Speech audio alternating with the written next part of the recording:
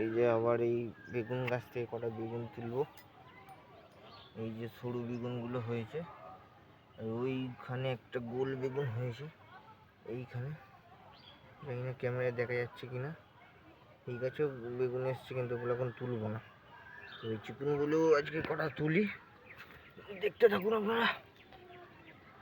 এই একটা, এই যে আরো বড় হতো, যেহেতু এটা ছোট টবের গাছ তো এর জন্য বেশি বড় হয়নি। জানি না জাতটাও এরকমও হতে পারে, এইটুকুনিও হতে পারে। এই যে একটা, এই যে এই একটা, তিনটে বেগুন, এই যে তিনটে বেগুন। এই বেগুনের জাতটাই এরকম। এটা উত্তরবঙ্গ থেকে গাছটা নিয়ে এসেছি। গাছটা আমাদের এখানে খুব একটা দেখা যায় না, চিকন বেগুনটা, সরু বেগুনটা। আরও কটা হয়েছে, তবে এখন তুলবো না। এই যে লঙ্কা গাছগুলো তো লঙ্কা আসা শুরু হয়েছে, এই যে দেখা যাচ্ছে কটা।